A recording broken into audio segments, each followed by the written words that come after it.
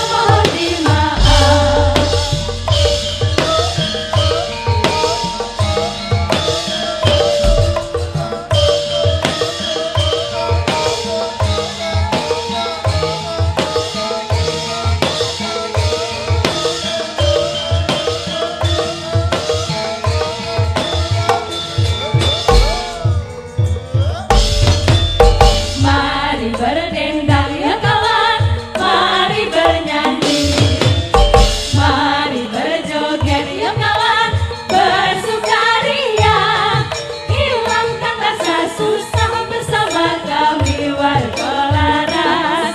Kreativitas kami jikalau kurang mohon dimaaf. Mari berdendang ya kawan, mari bernyanyi, mari berjoget ya kawan, bersukaria, hilangkan rasa susah bersama kami warga Laras. Kreativitas kami jikalau kurang mohon dimaaf.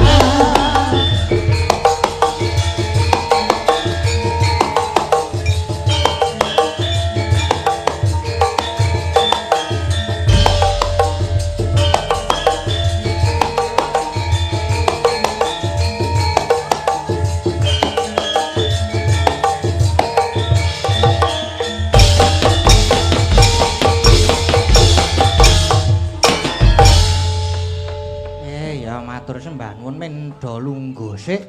Ya, Pak.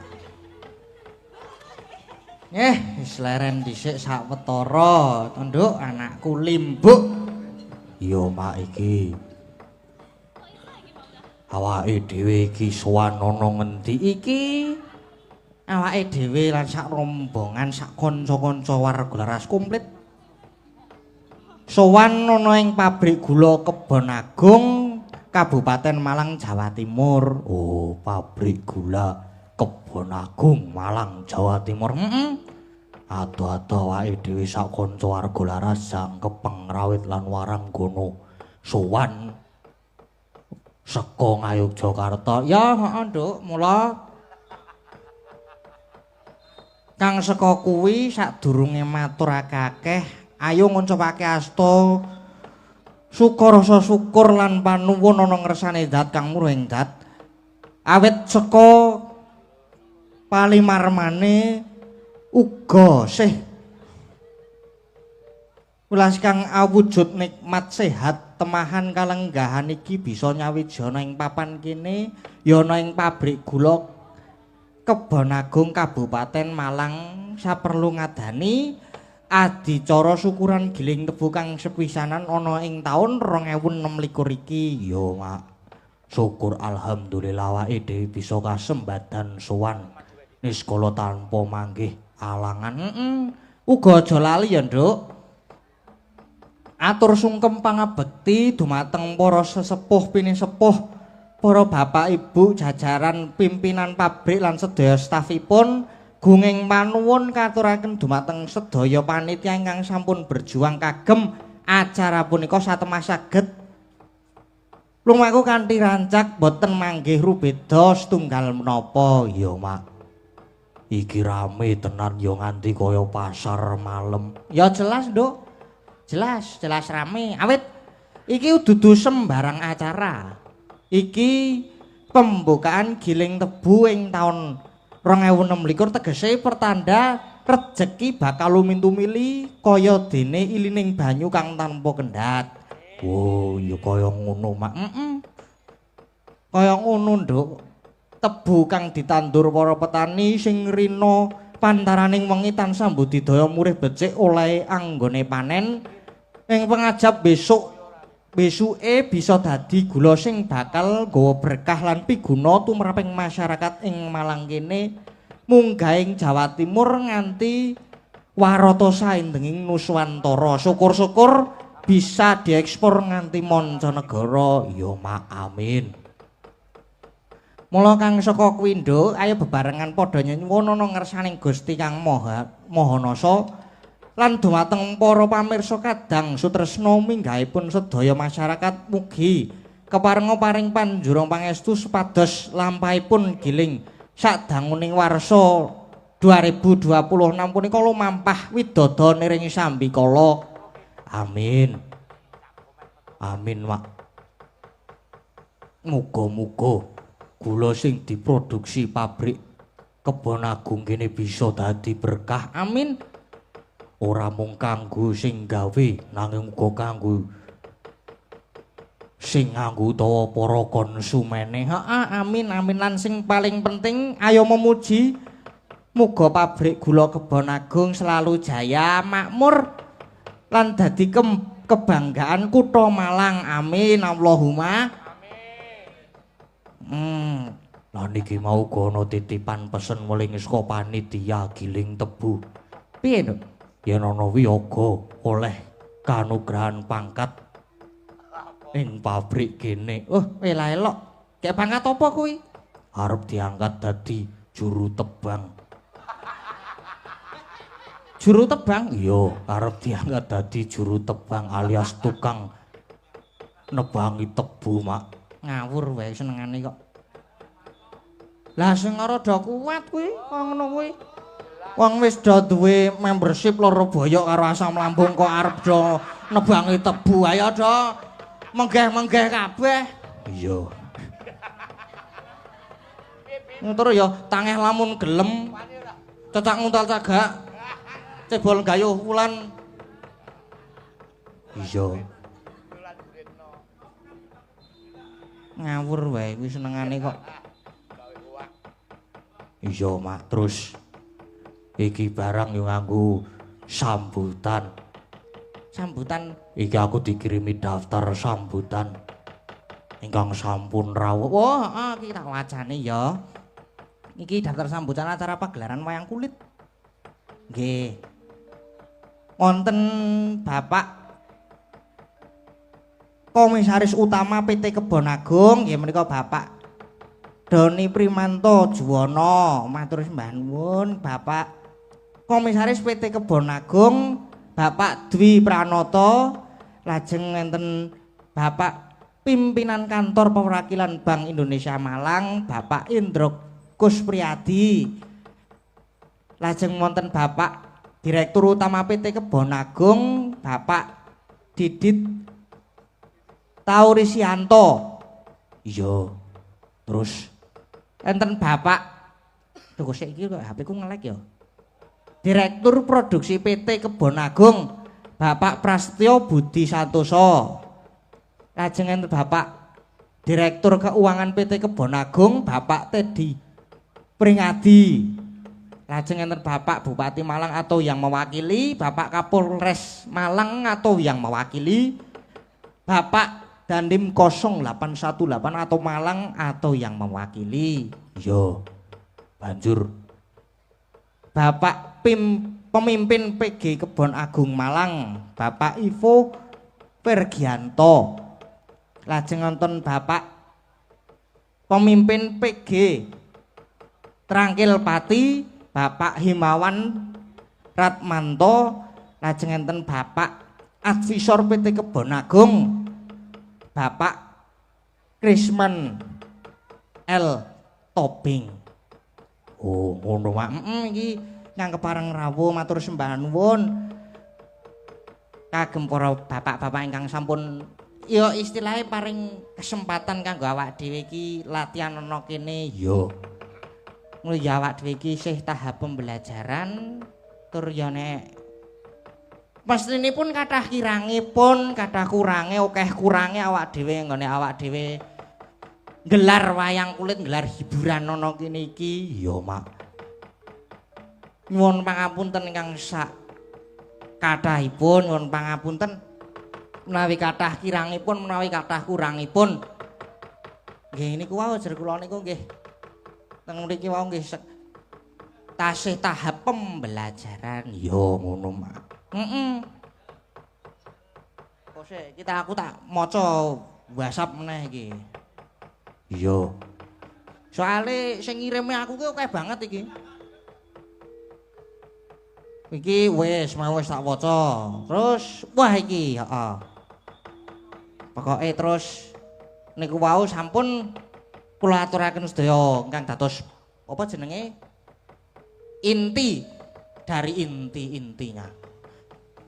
Yo wis diaturke, heeh. Saiki mung kari apane, Nduk? Mung kari ampase. Ampas apa? Ora mung kari seneng-senenge saiki seneng-seneng paring panglipur.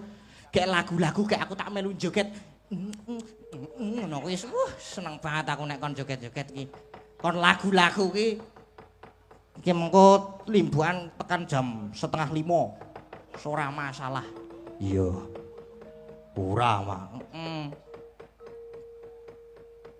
Niki mengko lewayangan jam limbuan iki mengke dugi jam 12. Pokoke mangke gampil lah.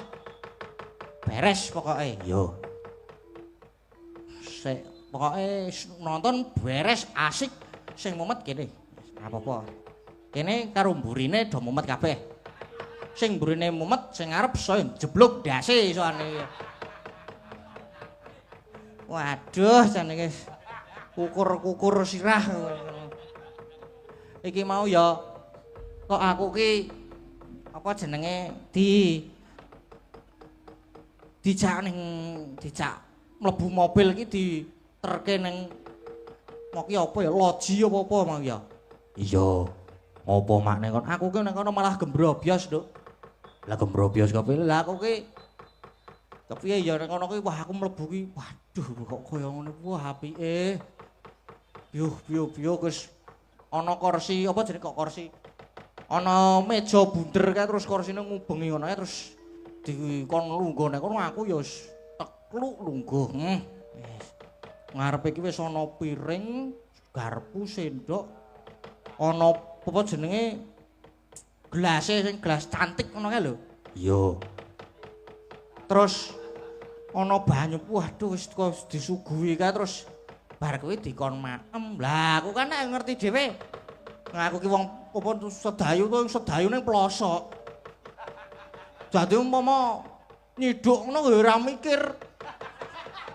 Waduh aku lho padung nyiduk cedhuk ngono kuwi tak peluk. Terus aku terus ngematke sekeliling ngono. Waduh ning kene do berwibawa ngono. Wah iki lha aku ngotong-ngotong sego ya isin aku ya. Waduh lah. Gak aku kamangka ning kono ki mung karo Mbak Lintang gek karo adike karo Mas Mirza. Lah gak aku kan aku kaya ngene, kamu Mbak Lintang ki ya wibawane ki ya anggun. Heeh to. Cantik anggun, puling nyiduk ya sithik-sithik terus tekon Mas nek lada hitam ki manis apa ora Mas? Ya aku ora ngerti, aku ora masak. Aku ya muni ngono kuwi.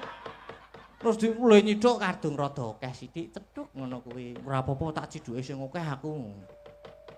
Lah kok le maem ki ya nek lumrahe ning nggon apik kaya ngene nggon sing mewah-mewah ki ya sing kiwa garpu sing tengen sendok ditancepki ngono kae disit-sit terus dimplok. Lep sithik mboko sithik. Aku ya kulinane iki nganggo tangan ngene kok to. Lah dine sendok ora njupuk garpu. Lah terus tekan sut lep ngono kuwi terus lengonya karo ndungkluk men ra ketok akeh. Iya awe iki ya ngerti panggonan sing kaya ngono kok ya ora mikir to Mak. Lah aku ki jenenge wong ngelih. Disuguhi lah kok ana sego goreng, ana kambing lada hitam. Wah. Banjur terus ana wah akeh banget mau terus disuguhi apa jenenge? Lah kok lagi lungguh terus ana ngapunten niki Mas anu sop apa mau? Sop kaki kambing. Wah. Sop kaki kambing iki. Waduh lah ngono aku ki sop kaki kirik kuwi ora arang lho ya. Kok ning kene disuguhi sop kaki kambing iki ora jan India tenan uripku ki mau. Ora apa-apa lumayan kena dienggo indah-indah nganu cerita-cerita nggo anak putu sesuk. Iya. Saiki kek kare seneng-senenge le cerita wis lenggableh mangko meneh. Isih ana goro-goro mengko tak anggone ngomong dhewe. Anggone ngedian mengko ora masalah aku. Iya. Saiki bintang tamune sing mau iki ben iso luwih cerita nggon ning jero-jero mongke aku tak ngedeki Mbak Lintang kae resik. Dinggo apa jenenge ben le cerita leku cerita ning nggon loji mok iso saut-sautan ngono. Lah apik engko iki. Nggih monggo Mbak Lintang anu jumeneng kanca-kanca nyuwun sepote monggo.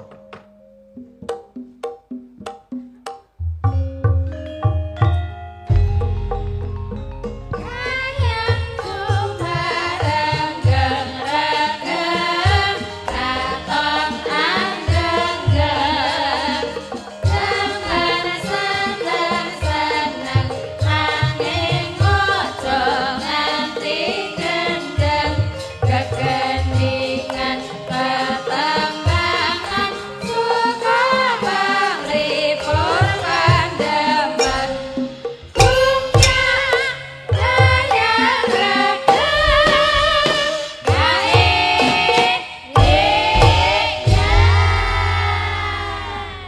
sugeng dalu. Dedek, aduh Mas. Dicetheke sik mike dicetheke. Apa kok nyetheke apa kok piye? Senengane iki kok. Dinunul sik. Nah, Cek, Nah, sudah. nggih, sudah. Sugeng Sugeng dalu, dalu. Mas Gading. Sugeng dalu, Dek Lintang, Mas. Nggih, gimana kabarnya, Mas? Alhamdulillah, Alhamdulillah, Jan. Tadi semobil berdua, terus sepiring berdua. Wih, Gimana Mas Gading? Seru ya hari wah ini? seru nggih, Seru seru. sekali saged soan datang PG Kebon Agung. Nggih. Alhamdulillah, ingkang nonton juga banyak sekali. Nggih, kathah. Wah, Kameramennya kathah sangat banyak penonton sekali. Nggih, Masya kamera. Wah, Allah, welok. luar biasa. Nganti Nggih. kaya drone. Lah ya toh Mas, wow.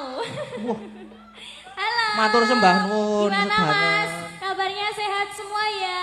Sehat. Sehat, alhamdulillah. Terima kasih. Ini mas-mas YouTuber ini makin bikin semangat aku sama teman-teman warga Laras loh, Nggih. Mas.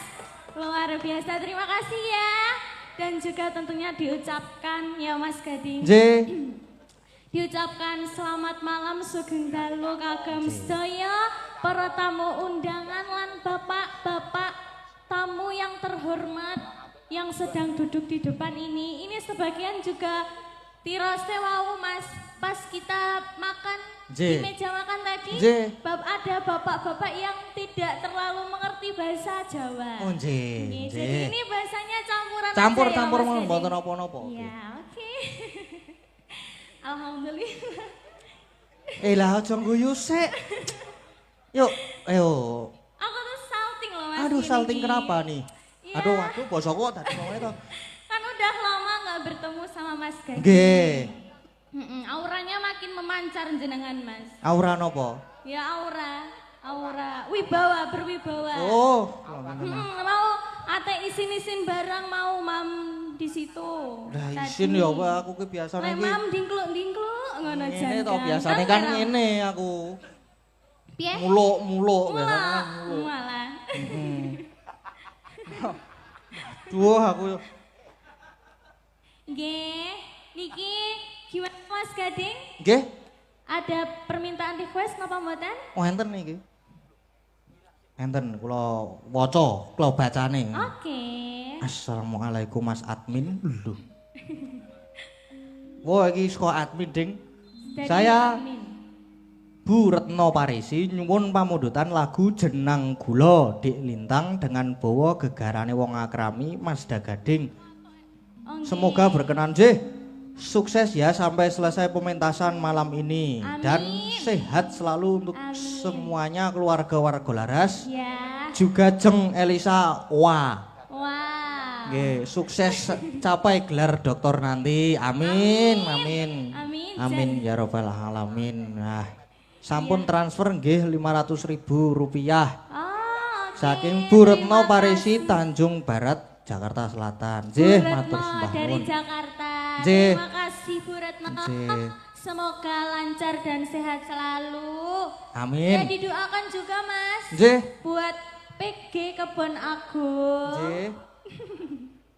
Didoakan Mas Nggih, Gading. niki. Semoga kedepannya semakin sukses. Amin. Kebon Agung itu juga ada kepanjangannya loh Mas. Apa kepanjangannya? Kepanjangan. Kepanjangannya dari Kebon Agung. Apa kepanjangannya? Ke. Ke Ke. Ke. ke.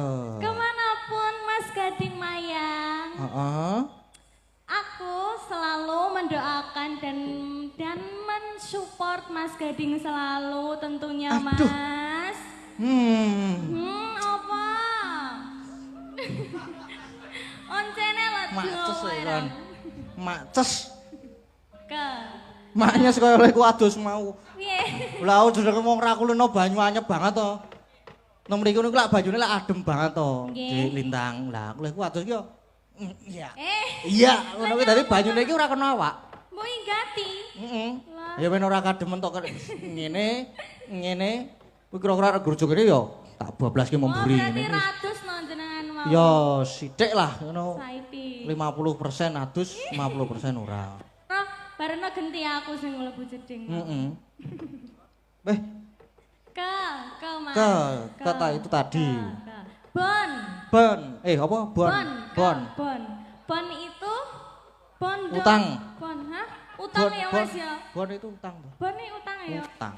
Bondo Mas. Bondo. Dengan bondo effortnya Mas Gading, keterampilan dan kecerdasan, kepintaran dan kegantengannya Mas Gading.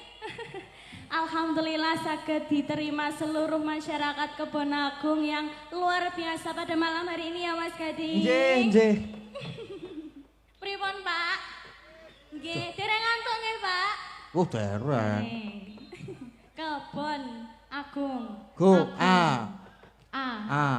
Alhamdulillah. Pada malam hari ini kita bisa dipertemukan dengan sehat ya Mas. Sehat walafiat dan tentunya semangat Mas Gading. Nggih. Kula selalu semangat. Gung apa Mas? Gung ing panuwun ingkang tanpa upami dene sampun apa ya? Gung roh Mas. Ya pokoknya didoakan selalu sukses selalu buat Kebon Agung, PG Kebon Agung dan jaya selalu. Amin. Nggih, ini nyanyi dulu ya Mas. Derek ajeng nyanyi rin apa ajeng pun manut? Nyanyi nggih. Oke. Sama Mas Gading. Nyawiji riyen. Nyawiji riyen. dulu. Derek nyawiji riyen dipun apa? Nggih. Derek kalih Abah Geter. Nggih niku Abah Geter. Abah. Napa? Jeneng kula dulu napa mau nyawiji dulu? Nggih, nyawiji riyen. Nggih, monggo Mas. Monggo. Aduh, saya tak buka catatan. Sabar saiki. Orang tua-tua. Ini masih muda loh, Mbak. Ojo mbokne ngono. Oh, jenengan dukane loh, Pak. Nggih, monggo.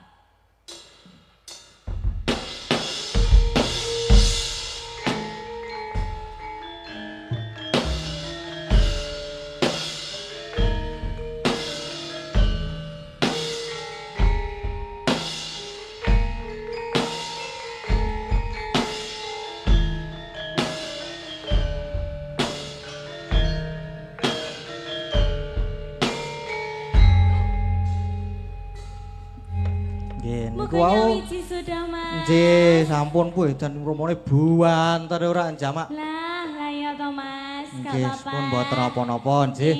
Ini gimana selanjutnya nyanyi satu lagi atau sudah Mas? Sakmenika dipun tambahi kalih Mbak Elisa. Oh nggih. Ngaten pripun? Monggo Mbak Elisa. Nggih, siap. Ngagem spot, monggo kanca-kanca spote kagem Mbak Elisa.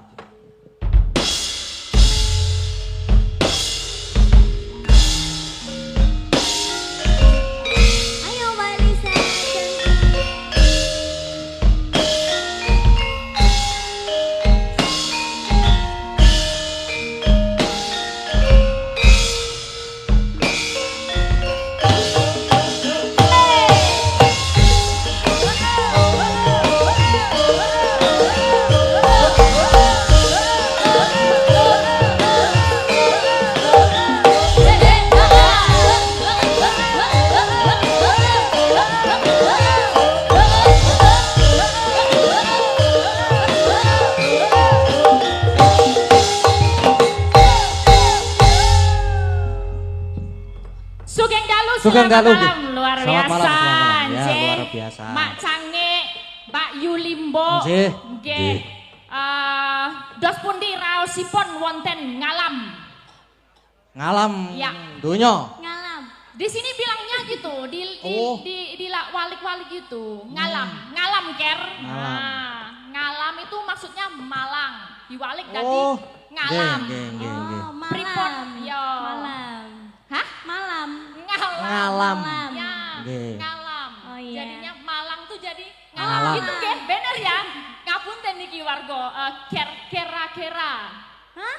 Kera-kera. Iki ngomong apa? Arek-arek. Arek Ya.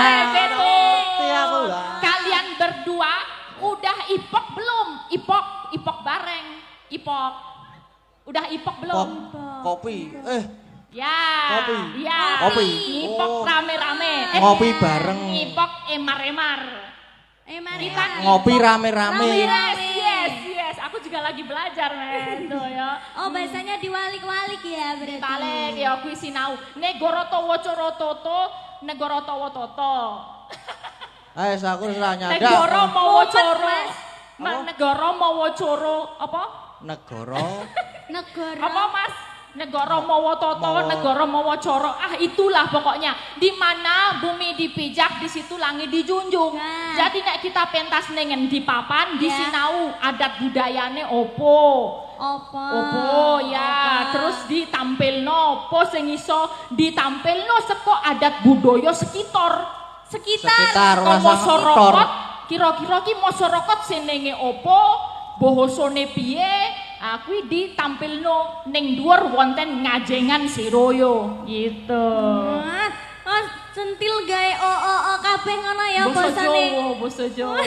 Ya, pokoke nderek Mangayu Bagio, nderek dedonga, nderek tirakat nek melek sewengin atas ya, mboten setengin atas ya.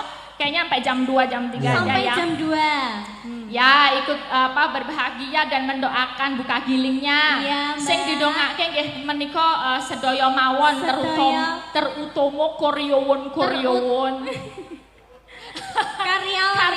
Karyawan yang nanti akan buka giling, muga-muga sak terusé setahun mengajeng Mengajeng ke depan. iku tuh tak tuntun terus ngene iki ya, Mbak ya. Kan katanya campur bahasa Indonesia sama Iya, bahasa Jawa. betul sekali. Sing penting selamat, Selamat. rahayu, wilujeng sak kabehe. Amin. Ya, untuk semua jajaran direksi, stakeholder yang hadir, komisaris dan semuanya Ya. didoakan juga panjang usia, Amin. sehat, Amin. bisa menuntun pabrik gula Kebon Agung ini menjadi semakin moncer. Semakin moncer. Yo, sak Indonesia, sak Luas. Asia Tenggara, sak donya. Internasional ya, Mbak ya. Iya. Ya, ini tadi gini Mas Gading, Jeng. saya juga menyampaikan ada salam-salam Jeng. dari Sobat Ngebiar Indonesia. Sobat Ngebiar Indonesia. Betul, Oke. ini ada salam untuk semua sinden WL. Ya, Beliaunya alhamdulillah. juga kirim 5 juta rupiah Wah, untuk sinden-sinden sangu luar mulih. biasa. Wes ora mumet le nguyu. Ora mumet ya. Yo, biasanya Aman ya berarti ya. Aman. Jadi pulang nanti dapat sangu, nanti minta juga sama kayak tadi jenang gula. Jenang gula Ya, permintaannya. tegesnya jenang gula itu kan juga ini gula ya sama Iya, yang pabrik betul gula. sekali. Itu Cocok. ngemu teges. Ada artinya. Apa artinya? Ojo nganti kalau jenang gula tuh gula yang dipanaskan terus jadi kelet Jadi jenang kelet. ya. Ya, Kayak jadi jenang. apa itu? Namanya gelali. Gelali. Tegesnya ojo nganti lali. Pinter sekali. Ya, kita jangan sampai lupa buat apa. Dulu misalnya udah pernah kerja dari sini, Iya. jangan sampai lupa sama pabrik gula Iya, Kebon betul Agung. sekali. Semuanya yo petani, yo karyawan kabeh tekan dhuwur. Ojo nganti lali. Semuanya staff-staff. Betul. Mas Pak Satpamnya juga. J. Nah, ini kita hadirkan ya Mas Gading. J. Sebelum nanti Kita- bergabung dengan duo iki Cak Komet, Cak Iya, Pluto, yang Cak ditunggu-tunggu ya, Mbak J. ya. Kawe ya oke. Ini Wes di ngantuk mbaknya, Mbak, delok to, Mbak. apa kok ngantuk? Cak Ini ada tadi requestnya apa? Niki Dadi niki Ati. request nomor pertama masuk ke Ya. saya. Tadi apa tadi? Niki enten melih Nggih. dari monggo Mbak Dari niki. siapa? Amit men Roto. Tadi bawonya apa tadi, Dek? Gegarane. Gegarane. Gegarane, Iya. Dari Jalek Metro. P. Betul Pak ya? Teguh. Iya. Pak Teguh, Dari oke Pak oke. Teguh. Jalan Ciliwung, Blimbing, Malang. Wah, oke. Minta cacing, caping gunung dan parian. Dek. Oh. Buat lintang pamukir tetap budaya. Lintang pamukir ya. Itu gabungan ya? Iya. Gabungan. Gabung. Lucu Yang- kan? Aku yang punya lucu. nama couple. Kamu Apa? apa namanya? Punya nama couple sama Mas Gading. Namanya tadi Iya, ini lintang tadi. lintang pamukir. Aku nggak punya couple sih. Lah. Tapi aku Wah, malu ora men- punya couple ning dilit meneh ana DR e. Oh, apa DR? Dokter. Oh ya amin. Barang nah ngeten niku lho, Dek Lintang niku Nggih. sok mugi-mugi jenengan nggih saged kados Mbak Amin. Elisa. Amin. Jenengan doakan ya Ya, Nggih, kalian kan jalannya saged- masih jauh. Saged pasca sarjana. Amin. Pasca sarjana ora kaya aku ki pasca gempa kok Ya dirampungke no, lek S1 no. Nggih, Mas S1. Gading semangat sekolahnya. Sekarang kan baru semester 2 ya. semester 2. Masih jauh lah. Masih jauh. 6 semester lagi. Iya, aku juga lebih jauh lagi. Kamu SMA-nya udah selesai belum? Belum, masih kelas berapa? 2. Duh, masih Kelas kecil 2 SMA. Sepasang remaja Jatuh. cinta di balik. Oke, ini Nggih. anu nggih, jenang kula ya dibawani Mbak Lintang dulu gegarane. Sama Mas Gading ya. Oke.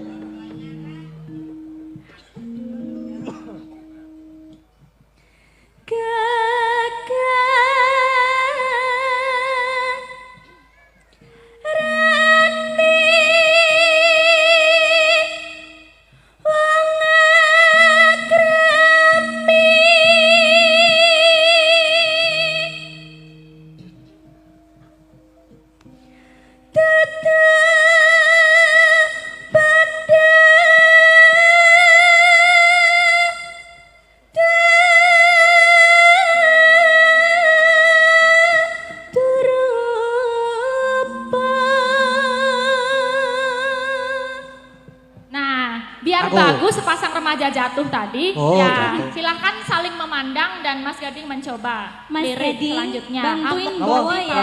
Amung.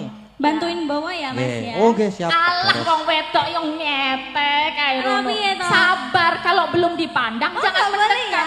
Iya, Oke. di sini dulu jual mahal dulu loh. Ya, ya coba Mas Gading ya. Nggih. Amung ati pawi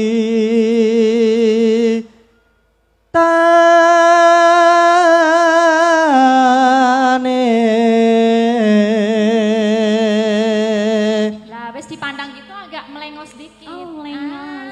Melengos. Diketimpin satu. Kono melengos aku. Ngene ya. Ya malu-malu ya. Oke.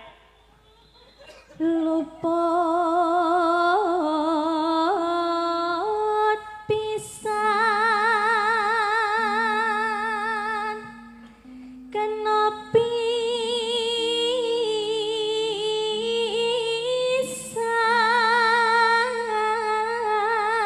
pisan yen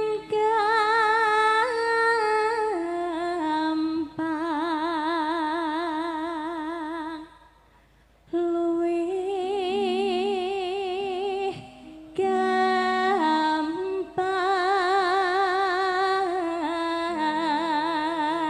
gampang. Iya, ayo Mas Gading. Nggih. Ayo Mas. Yen angel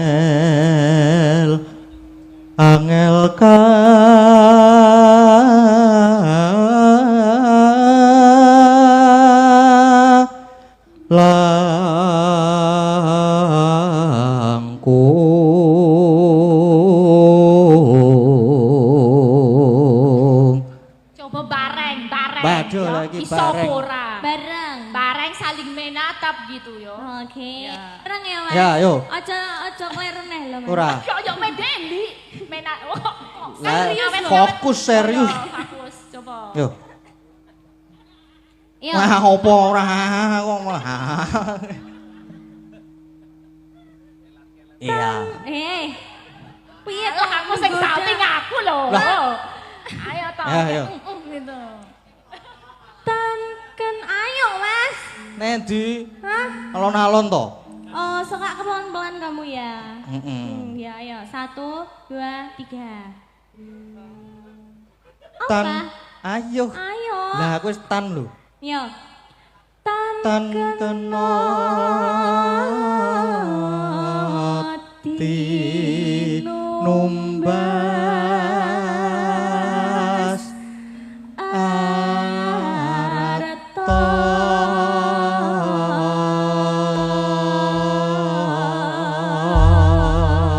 Yes. Gimana penonton setuju boten niki Pak Wukir niki ya? Waduh, langsung setuju. Ngono ya. Ya, Iya. senang gula. nggih. Jenang Nanti kula. yang putaran kedua dikorkan karena ini diminta semua sinden WL kita kirimkan untuk sobat ngebiar Indonesia yang ada di Jakarta. Kapan yuk melintang monggo. 2 sinden warga laras buat ngasih bagian bait terakhir ya. Anteng dan Agnes masih. Ayo. Manti. Ya thank you. Ayo maju boleh berdiri apa di sini. Berdiri biar kelihatan, biar di shoot gitu ya dari belakang. Oke. 2A baterai nih. Ayo Anteng Agnes. Yes, terima kasih. Sudah diaturkan. Matur sembah. Komplit. Ang tamu yo sinden warga laras sudah menghaturkan Mas Gading. Nggih. Ini aku kembali dulu. Apa standby? Kembali dulu tidak apa-apa, mungkin. Sampeyan gantos bintang tamu sing bagian jeder-jedere iki engko. Gayeng-gayenge iki engko ngene iki. Langsung saja kepada waduh. Monggo Cak Komet. Cak Yono katuran minggah panggung.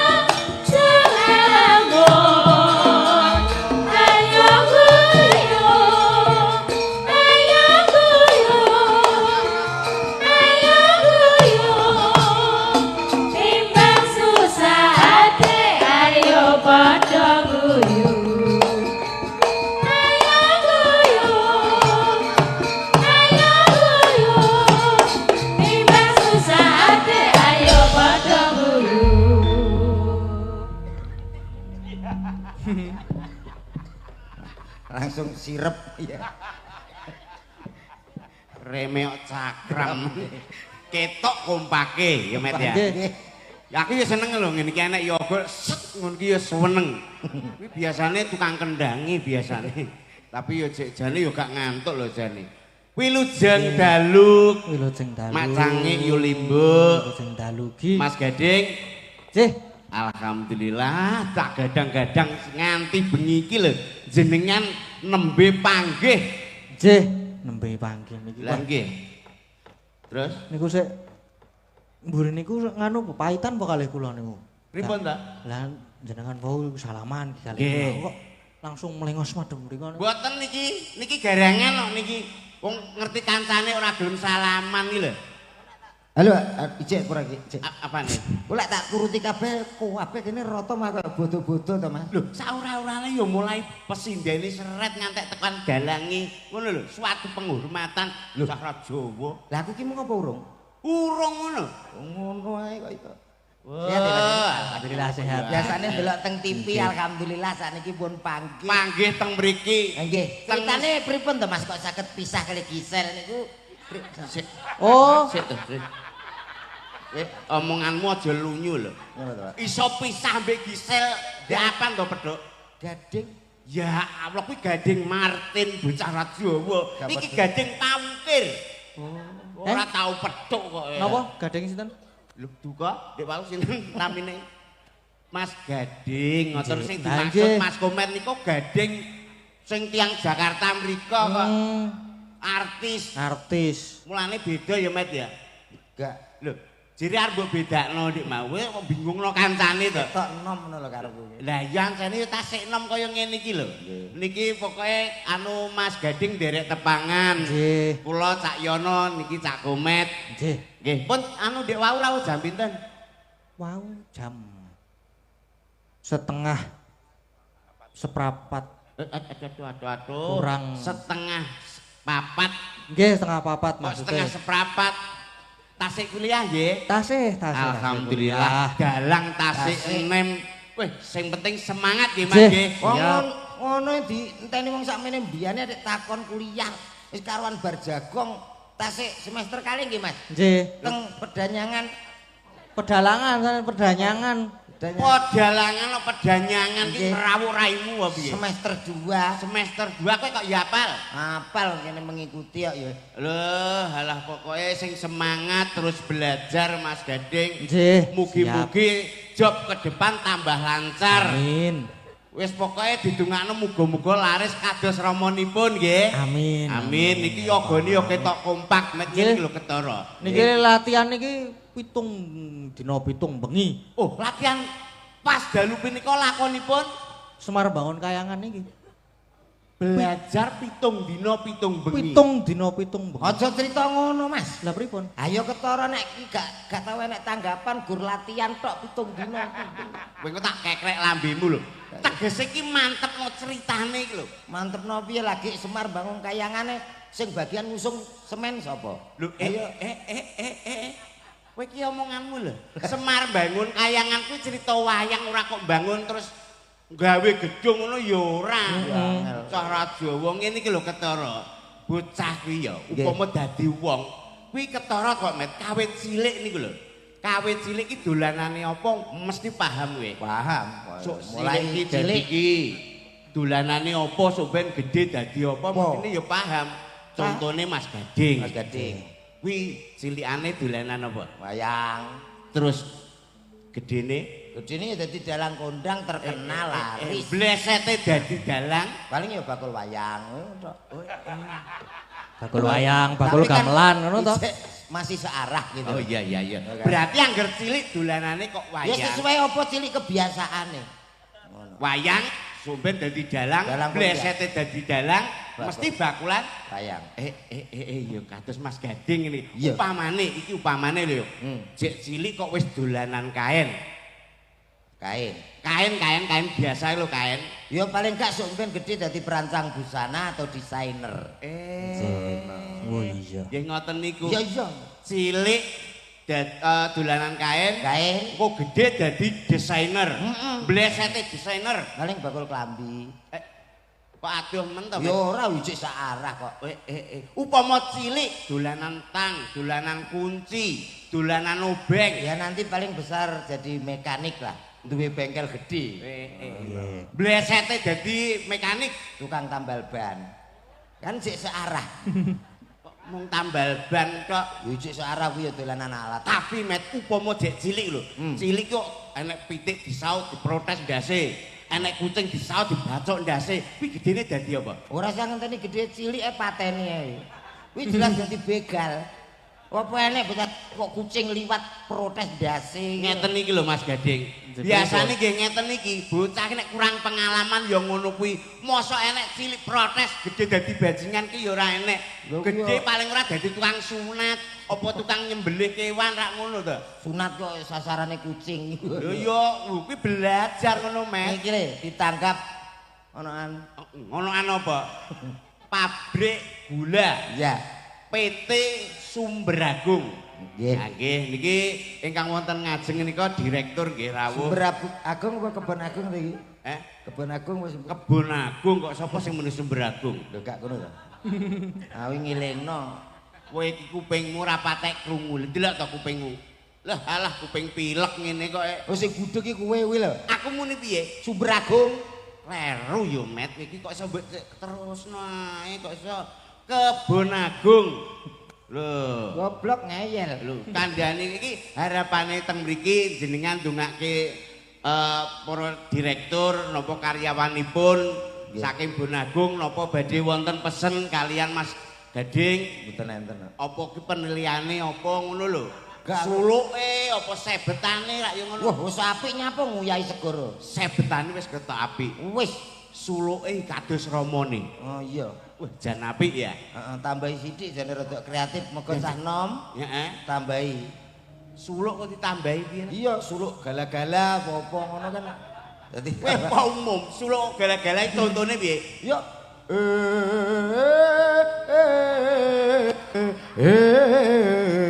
Rama Semar ngene. Nuwun sewu lho Mas Gading. Tambahi Jenengan nggih saged upami suluk gala-gala nggih saged. Kados Mas Komet iki. Nggih, saged. Contone jajal, contone. Cobi dicontoni riyen. Contone jajal.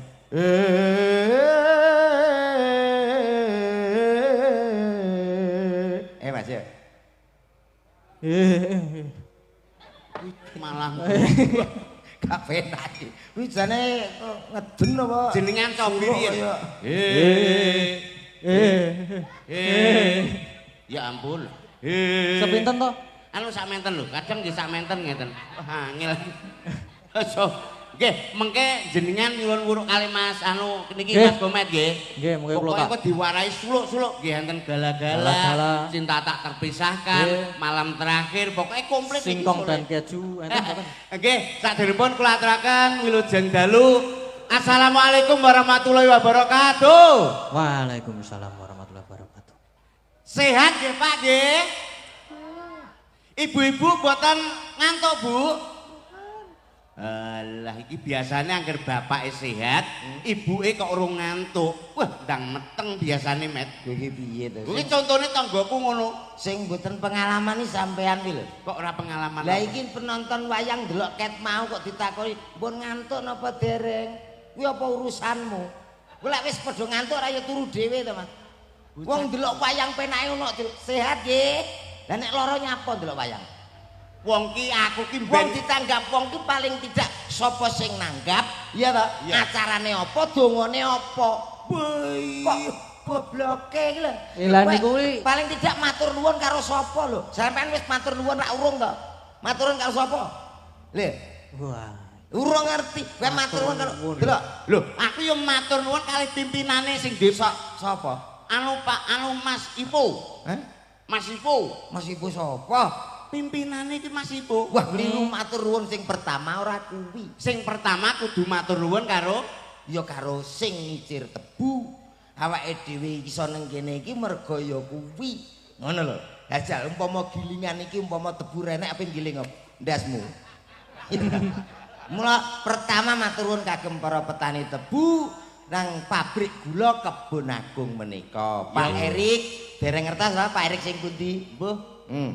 Wilujeng dalu matur nuwun Pak Erik. Dalu punika niki mboten tanggapan. Dadi dalu iki awake dhewe iki spesial ning kene mung tambah seduluran. Ngono.